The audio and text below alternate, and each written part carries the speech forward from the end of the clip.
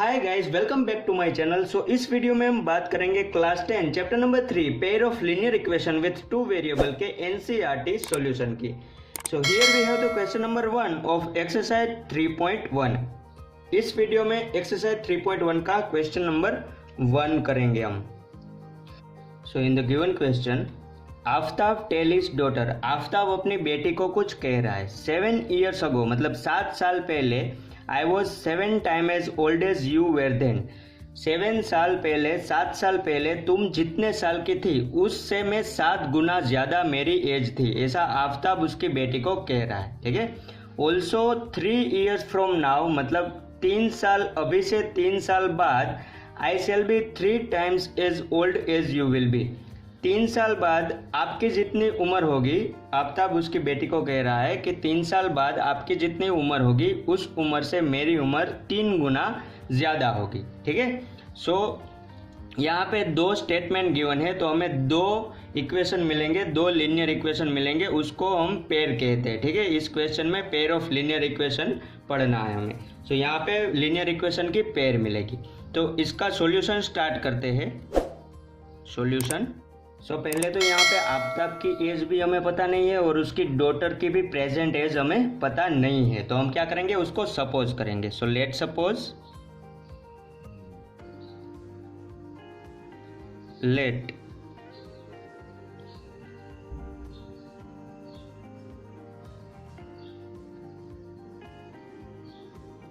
Present age of Aftab is x year. इसको हम x years मान लेते हैं। ठीक है।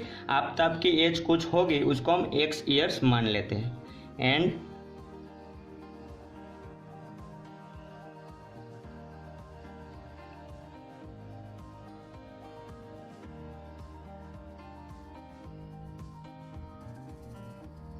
उसकी बेटी की एज को हम y ईयर्स सपोज करते हैं। ठीक है।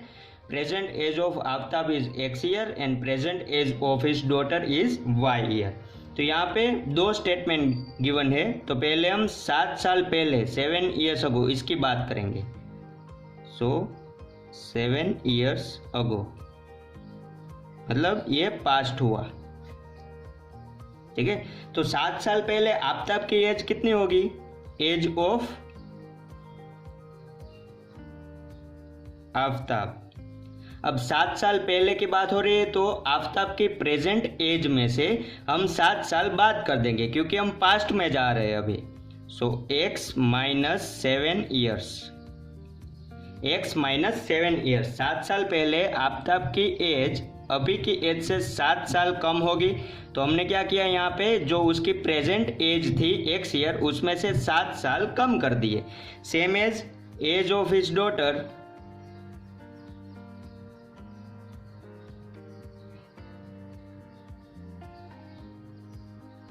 As of his daughter. अब उसकी बेटी की जो अभी करंट एज है, प्रेजेंट एज है, उसमें से 7 साल पहले की बात हो रही है, मतलब उसमें से 7 साल हम माइनस करेंगे। सो y - 7 years। सो 7 साल पहले age of Aftab is x - 7 years and age of his daughter is y - 7 year। अब मुझे इन 2 कंडीशन में से इक्वेशन बनाना है, यहाँ पे लीनियर इक्वेशन बनाना है। तो मैं क्या करूँगा, इन दोनों को इक्वल टू की साइन रख के लिख देता हूँ। ठीक है। एक इक्वल टू के एक साइड आफ्ताब की एज और इक्वल टू के एक साइड उसकी बेटी की एज। अब यहाँ पे 7 साल पहले आफ्ताब की एज तो ऑलरेडी 7 साल ज़्यादा ही है उसकी बेटी की एज से, तो अब मुझे यहाँ पे इक्वल करना है, ये दोनों इक्वल करना है। तो मुझे क्या करना पड़ेगा, यहाँ पे देखो, यहाँ पे आफ्ताब की एज ऑलरेडी 7 साल ज़्यादा ही है, तो अब मुझे इसको इक्वल करना है, तो इसको भी 7 साल ज़्यादा करना पड़ेगा। ठीक है। तो मैं यहाँ पे 7 मल्टीप्लाई करता हूँ, तो ये हमें एक इक्वेशन मिला। अभी ये बैलेंस हो गया, LHS is equal to RHS। So अब x - 7 इज इक्वल टू, ये इसके साथ मल्टीप्लाई होगा, उसके बाद माइनस और इसके साथ मल्टीप्लाई होगा। सो 7y - 7 × 7 49। अब मैं वेरिएबल वाले टर्म को इक्वल टू के एक साइड रखूँगा और कांस्टेंट टर्म को इक्वल टू के दूसरे साइड। सो x, अब ये 7y इक्वल टू के इस साइड लेके आऊँ तो +7y - 7y हो जाएगा। और यहाँ पे क्या बचेगा -49। अब यहाँ से -7 इक्वल टू के उधर ले जाऊँ तो +7 हो जाएगा, ठीक है।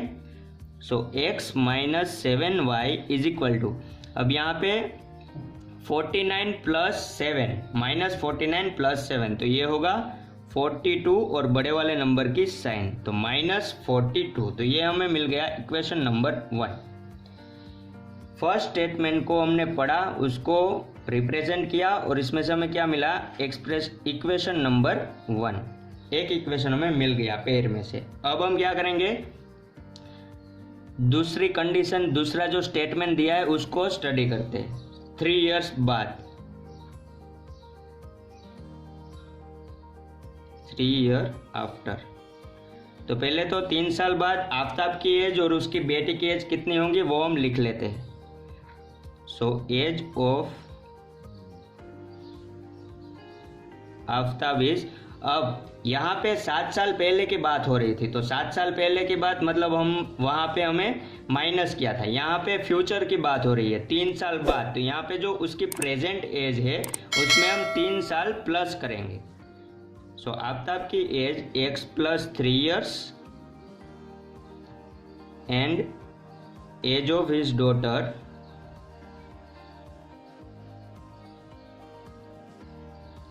इज y + 3 year, ठीक है। चलो अब इस कंडीशन से हम इक्वेशन बनाते। x + 3 is equal to y + 3। अब 3 साल बाद जो आफ्ताब की एज है वो तो 3 गुना ज़्यादा है। I shall be 3 times as old as you will be. 3 साल बाद भी जो आफ्ताब की एज है वो उसकी बेटी की एज से 3 गुना ज़्यादा है। तो अब मुझे यहाँ पे बैलेंस करना हो तो मुझे यहाँ पे उसकी बेटी की एज के साथ 3 को मल्टीप्लाई करना पड़ेगा, ठीक है। अब इसको सिंप्लीफाई करके एक इक्वेशन डिराइव करते हैं। So x + 3 is equal to 3y + 3 × 3 9। So variable वाले जो टर्म है उसको इक्वल टू के इस साइड लाते हैं, तो x ये + 3y इक्वल टू के इस साइड आता है तो -3y and 9 - 3। So x - 3y is equal to 6। तो ये हमें यहाँ पे मिला दूसरा इक्वेशन। तो हमें यहाँ पे लीनियर इक्वेशन की पेयर मिल गई, यहाँ पे लीनियर इक्वेशन की पेयर मिल गई। अब हमें क्या करना है, represent this situation algebraically and graphically.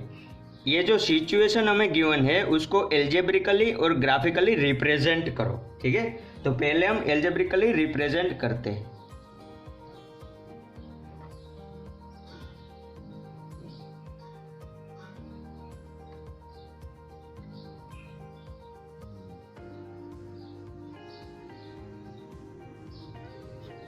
कैसे करते हैं वो मैं आपको बताऊंगा, ठीक है। पहले हम इक्वेशन 1 लेंगे। इक्वेशन 1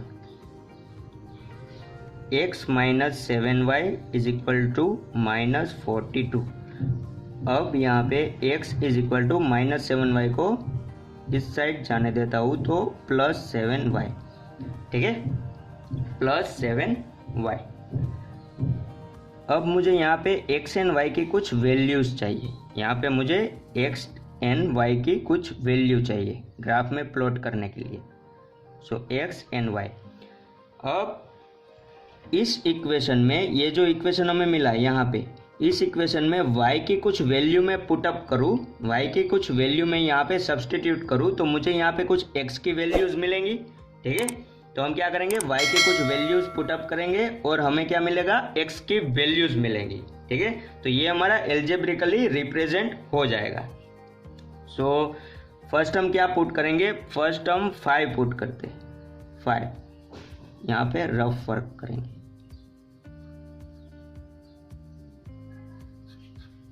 यहाँ पे 5 पुट करो तो x इज इक्वल टू -42 + 7 × 5। सो -42 + 35, सो यहाँ पे -7। सो यहाँ पे x की वैल्यू क्या मिली, -7, ठीक है।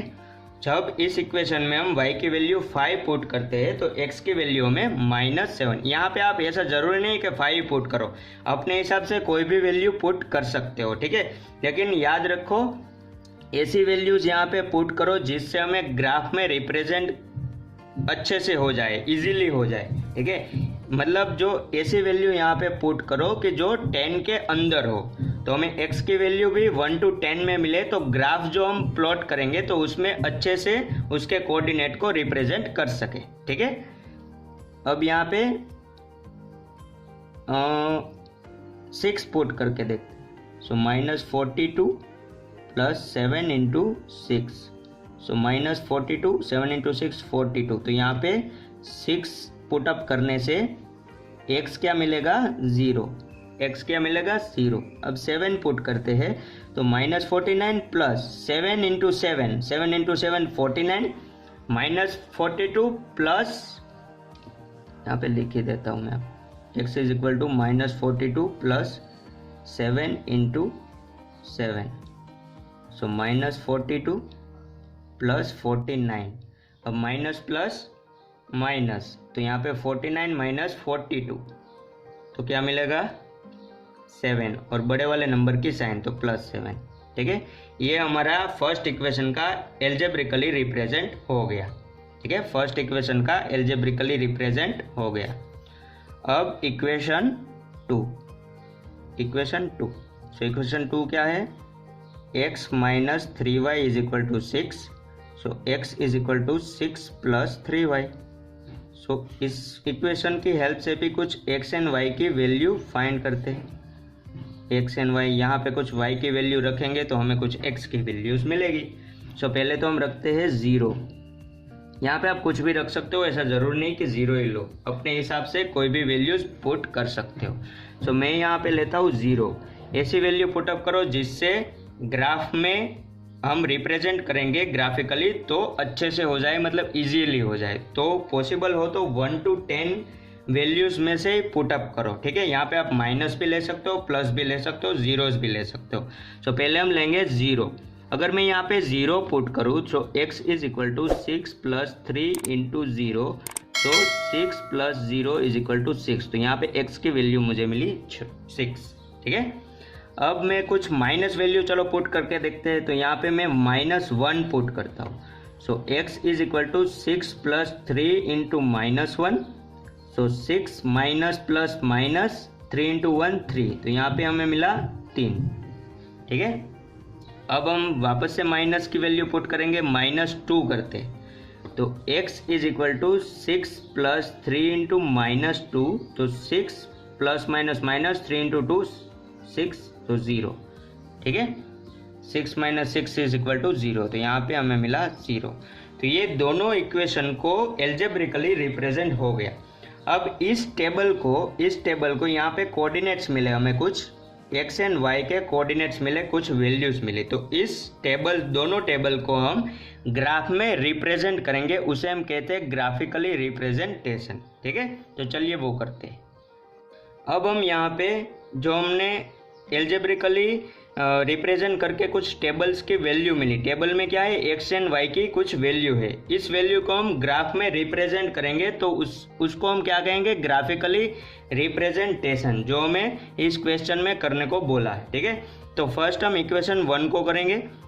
सो इक्वेशन 1 में x की वैल्यू -7 एंड y की वैल्यू 5 है। तो x एक्सिस पे मैंने यहाँ पे x axis and y axis पे कुछ वैल्यूज ले लिए, ठीक है। मैंने एक ग्राफ प्लॉट कर लिया है। तो अब इसमें हम ये कोऑर्डिनेट प्लॉट करके फिर उसकी स्ट्रेट लाइन मिलती है। लीनियर इक्वेशन का जो ग्राफ आता है वो स्ट्रेट लाइन आता है, तो वो स्ट्रेट लाइन ड्रॉ करेंगे, ठीक है। तो चलिए मैं आपको बताता हूँ कैसे करते हैं ग्राफिकली रिप्रेजेंटेशन। सो यहाँ पे x की वैल्यू -7 एंड y की वैल्यू 5 है। x की वैल्यू -7 एंड y की वैल्यू 5 है। सो x की वैल्यू -7 यहाँ पे और y की वैल्यू 5, तो ये पॉइंट हमें मिलेगा कुछ यहाँ पे, y की वैल्यू 5। सो ये पॉइंट हमें कुछ मिलेगा यहाँ पे -7 एंड 5, ठीक है। अब सेकेंड, x 0 है एंड y 6 है, तो x यहाँ पे 0 एंड y 6, तो ये पॉइंट हमें मिलेगा यहाँ पे x 0 एंड y 6, ठीक है। अब थर्ड पॉइंट 7 एंड 7, तो यहाँ पे 7 है x एंड y, यहाँ पे 7 है, सो 7 इंटू 7, ये कुछ यहाँ पे होगा, सो 7 7, ठीक है। तो ये हमें यहाँ पे एक स्ट्रेट लाइन मिलेगी। चलिए इसको ज्वाइंट करते हैं, ठीक है। तो ये हमें फर्स्ट इक्वेशन का ग्राफ मिल गया, x minus 7y is equal to minus 42 का ये ग्राफ है। ये जो स्ट्रेट लाइन है वो इक्वेशन 1 का ग्राफ है, ठीक है। अब इक्वेशन 2 के पॉइंट्स को हम प्लॉट करते हैं। सो इक्वेशन 2 में first is 6 and 0, x 6 and y 0, so x 6 and y 0 मतलब y में तो ऊपर जाना ही नहीं है, तो ये यहाँ पे आएगा x 6 and y 0। Second point x 3 यहाँ पे और y माइनस 1, सो नीचे यहाँ पे होगा ये पॉइंट 3 एंड माइनस 1। अब third 0 x 0 and y minus 2, तो यहाँ पे 0 एंड माइनस 2। अब इसको भी हम ज्वाइंट करेंगे तो हमें एक स्ट्रेट लाइन मिलेगा, ठीक है। तो हमें एक स्ट्रेट लाइन मिला, ये इक्वेशन 2 का ग्राफ है। सो यहाँ पे मैं इक्वेशन 2 लिख देता हूँ, ठीक है। तो यही हमारा ग्राफिकली रिप्रेजेंट हो गया, तो यही हमारा आंसर है। तो पहले हमें किया वो एल्जेब्रिकली रिप्रेजेंटेशन था और ये ग्राफिकली रिप्रेजेंटेशन था। तो यही हमने इस क्वेश्चन में पूछा गया कि represent this situation graphically and algebraically, तो वो हमने यहाँ पे कर दिया। सो यही हमारा फाइनल आंसर होगा। यहाँ पे सॉल्यूशन खत्म होता है, आपको एग्जाम में इसी तरह से करना है, ठीक है।